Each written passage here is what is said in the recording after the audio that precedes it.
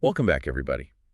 Today, we're taking a deep dive into something I think we can all relate to, sleep. But with a really fascinating Islamic twist. Oh, yeah. We're going to be looking at an article actually all about midday napping, Oh, or as it's known in Arabic, Qailulah. I like that word. And we're going to be looking at it from both the neuroscientific perspective Nice. and from the Islamic perspective as well. It's amazing how often modern science just validates things that have already been in Islamic tradition for centuries. I know, it's so fascinating, isn't it? Like little hidden gems that we can Yeah. rediscover. Exactly. So I guess to start off with, let's just talk about sleep in general. Sure. Like, what's actually going on in our brains when we sleep? What's happening? So basically, our sleep cycles divide into two main types. Okay. REM sleep, Yeah. that's where those vivid dreams and stuff. Right. And then non-REM sleep, which is where the body and brain really get a chance to rest and recharge. Mm-hmm. And so those cycles, they repeat throughout the night. But what's interesting is that the pattern of them changes as we age. So, like, babies are mostly in REM sleep, Right. Exactly. which makes sense because their brains are developing so much. Yeah, they're taking all that information in. But what about adults? Like, Yeah. does that mean as we get older, we get less deep sleep?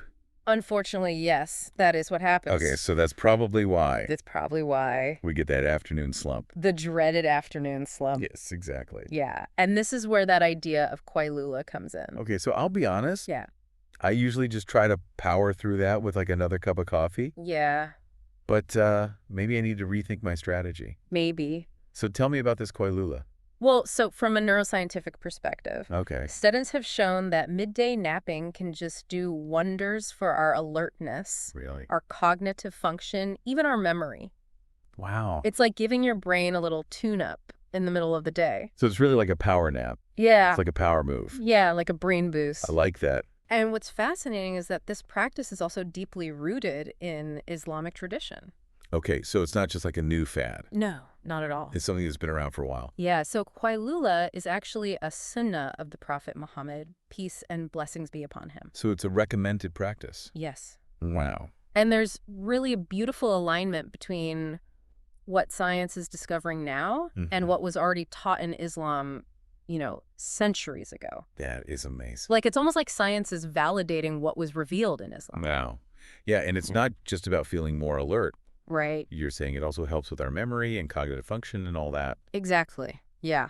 So what else can you tell me about the benefits? So some research suggests that napping can actually enhance both procedural memory, Okay. that's our ability to learn new skills, Oh, interesting. and declarative memory, Oh. which is about remembering facts and information. So if I take a nap after I've been studying, Yeah. it could help me remember everything better. Potentially, yes. That's incredible. There's even research showing that napping can boost spatial memory in children. Really? Yeah. Which means it might help them with things like navigation Wow, that's fascinating. and spatial awareness. I wish I had known this when my kids were younger. Yeah, it's really interesting stuff. So I'm definitely seeing how this could be really beneficial to incorporate this into my routine. Mm-hmm. But are we talking about any type of nap here? That's a good question. Or is there like a specific way to do it? Yeah, so from a scientific perspective, Mm. most studies suggest that naps between 10 and 20 minutes, Okay. taken in the early afternoon, Okay. are ideal. Okay. It's about a quick recharge, Right. Not like, not a full-on sleep session. yeah, not a full-on sleep session. Yeah, exactly. Got it. Strategic napping. Strategic napping for the win. Yes. Okay, so we talk about it from the science side, Mm-hmm. but let's talk about it from the Islamic perspective. Okay. Like, why is Qailulah so important in our faith? So the Quran really emphasizes seeking sustenance from God's bounty, right? Right. And that includes taking care of our physical and mental well-being. Of course. And so sleep, including Qailulah, is seen as a mercy from God, Mm-hmm. a way to find peace and restoration during the day. That's beautiful. And in fact, there are a few verses in the Quran that even mention sleep and drowsiness. Really? Yeah. What do they say? So, for instance, Quran 30.23 states, and I'll quote, "And among his signs is the sleep that you take by night and by day, and the quest that you make for livelihood out of his bounty. Verily in that are signs for those who hearken." It's like those verses are aligning perfectly with what science is showing us now Yeah. about the importance of sleep for our well-being. Exactly. It's fascinating. But I'm just thinking, Yeah. for Muslims, How does midday napping fit into our daily life, especially during Ramadan, Yeah. when we're fasting and, praying at night? Yeah, you raise a good point. Like, how do we balance all that? Yeah, so midday naps can be especially helpful during Ramadan. When Muslims are fasting from dawn till dusk, Right. or for those who engage in like night prayers, Okay. it's really about finding that balance and maintaining your physical and spiritual energy throughout the day. I see. So it's like a divine energy boost. Yeah, exactly. I love that. It's fascinating. Yeah, You'll it's a see. beautiful harmony again Yeah. between science and Islam. Yeah. So is there anything in Islamic teachings about like the timing of it? Oh, absolutely. Okay. So Islam suggests taking a nap after the Zuhr prayer, Okay. which conveniently falls in the early afternoon. Wow. And science also suggests the early afternoon is the best time. I know. That's amazing. Isn't it fascinating? It really is. Like science is confirming what was already revealed Yeah. in Islam centuries ago. Yeah. It's It incredible. really is, and the connection goes even deeper. Okay. I'm intrigued. Let's talk about sleep positions. Okay. What does Islam say about how we should sleep? So the Prophet Muhammad, peace and blessings be upon him, is said to have preferred sleeping on his right side Okay. or on his back with his legs crossed. Ah, interesting. And these positions are encouraged. Are there any scientific reasons for those recommendations? There's some research suggesting that lying on your right side can aid digestion Okay. and improve blood circulation, although more studies are definitely needed. So maybe sleeping on your right side is good for your gut health. Possibly. I'll have to look into that. Yeah. What about sleeping on your back with your legs crossed? Yeah, it's thought to promote relaxation and improve spinal alignment. Okay. Again, more research is needed. Right.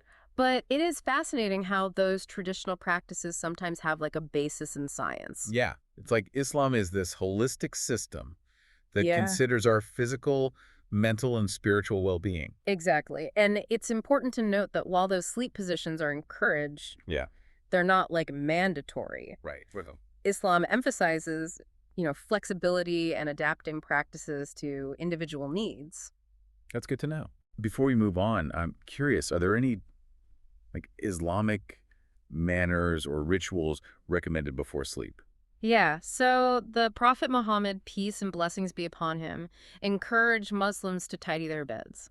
Okay. And to recite a prayer before sleeping. Mm-hmm. And these actions promote a sense of calm and hygiene, Okay. which can help us sleep more soundly. So it's like you're creating a peaceful environment for sleep, both physically and mentally. Exactly. I love that. And that sense of peace is essential for Qailulah as well. Mm. It's not just about, catching a few Z's. Mhm. It's about consciously taking a break from the busyness of life to recharge and reconnect with yourself and with God. It's a moment of pause, reflection, and rejuvenation. Exactly. And it seems like science is just beginning to catch up with the wisdom of this ancient practice. I think so. That's amazing. Yeah, and speaking of wisdom, there's another really fascinating aspect of Qailulah that I think you'll find really interesting. Okay, let's hear it. Okay, so you might be surprised to learn that some scholars suggest that midday napping can actually enhance our creativity and problem-solving abilities. Right. Yeah. Really? The idea is that it's during this period of rest Mm. that our subconscious mind can work on challenges, Okay. leading to insights and breakthroughs.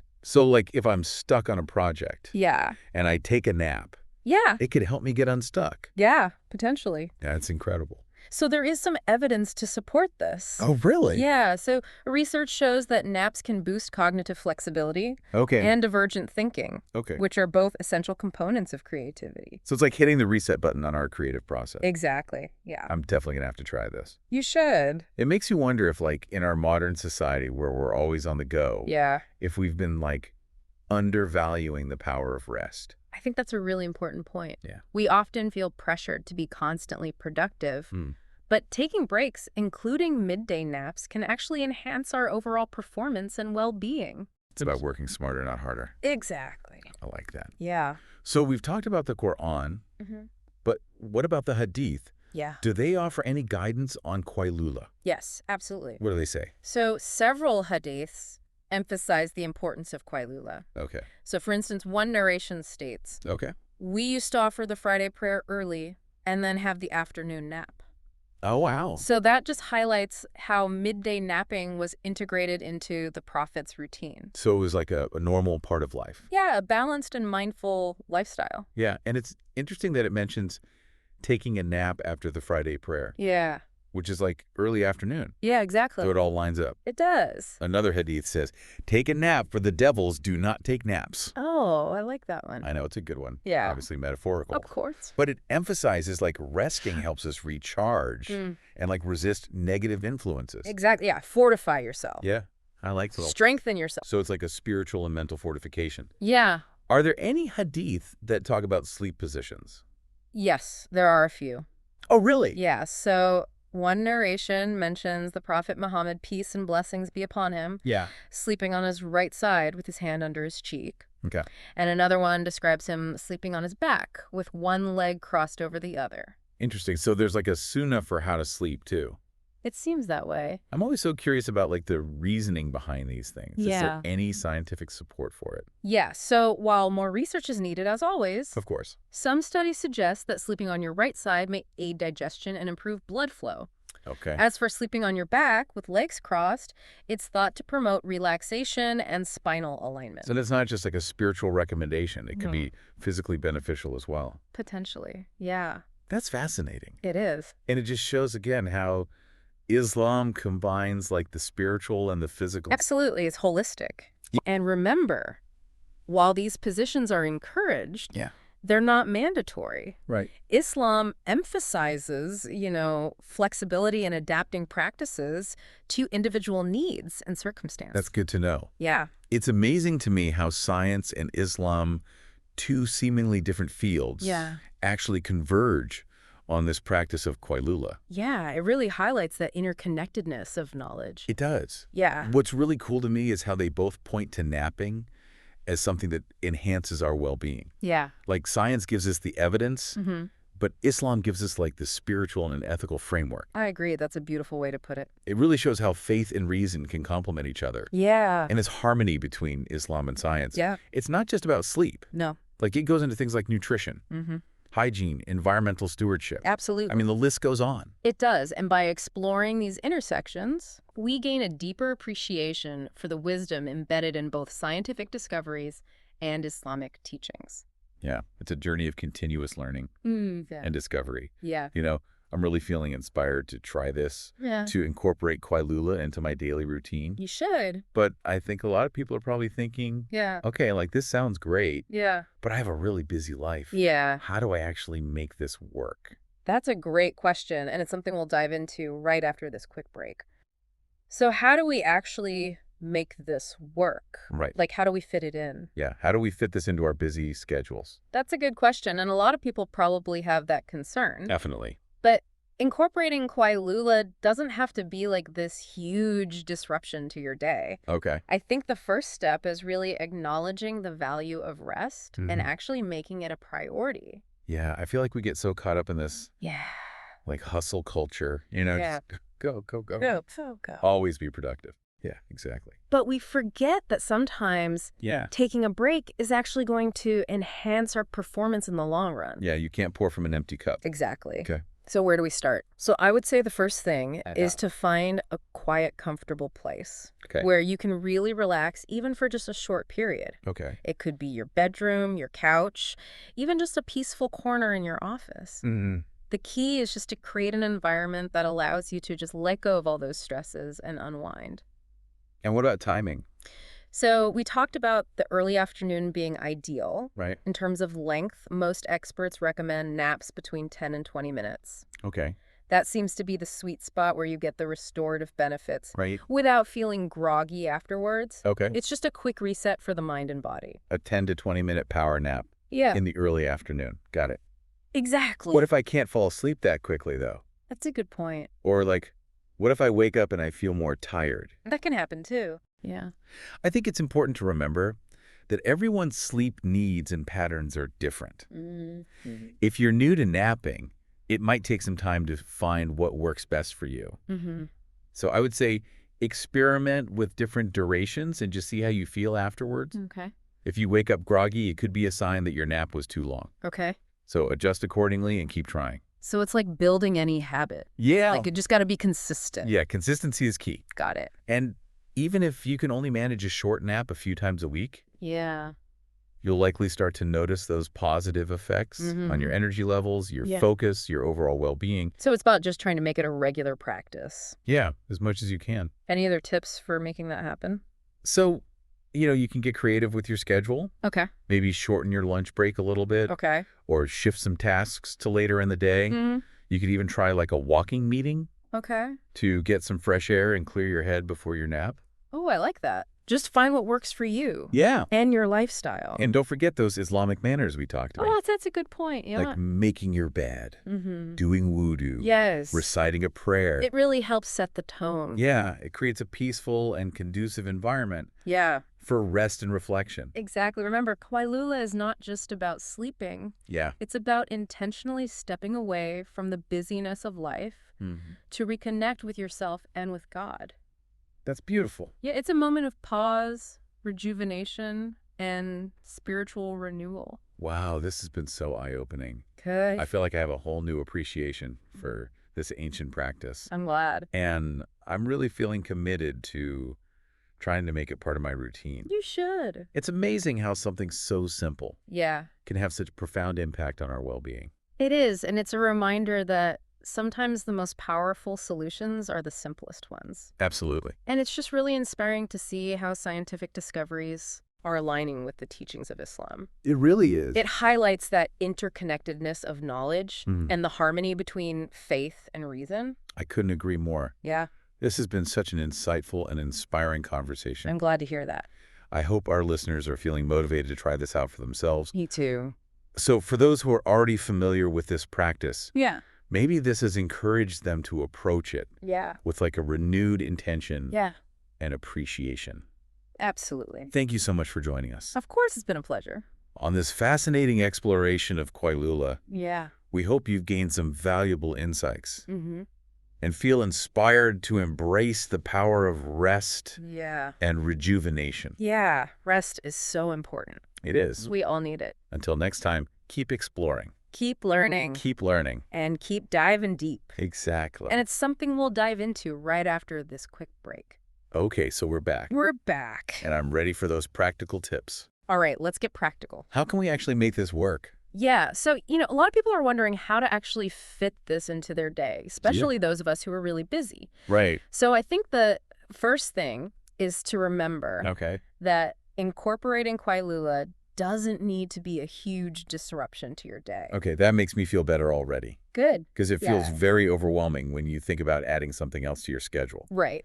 But I guess it's more about shifting things around. Exactly. Yeah, it's about priorities. Yeah. And we were talking before the break about how we're so used to this hustle culture. Yes, always on the go. Always got to be productive. Yeah. But really, we need to give ourselves permission to rest. Exactly. Rest is productive. It is. It's not a waste of time. So where do we start? What's step one? So I would say the first thing is find a quiet, comfortable place where you can relax, even if it's just for a few minutes. So like at work? Yeah. If I don't have like a couch to lie down on?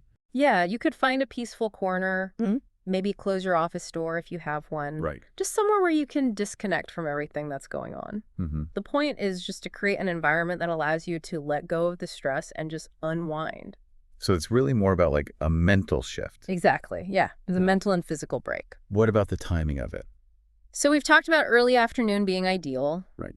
Most experts recommend keeping your nap between 10 and 20 minutes. Okay. That seems to be the sweet spot. Right. You get the benefits without feeling too groggy afterwards. Okay, so a quick reset. Exactly. Not like a full-on sleep. No. Okay, good to know.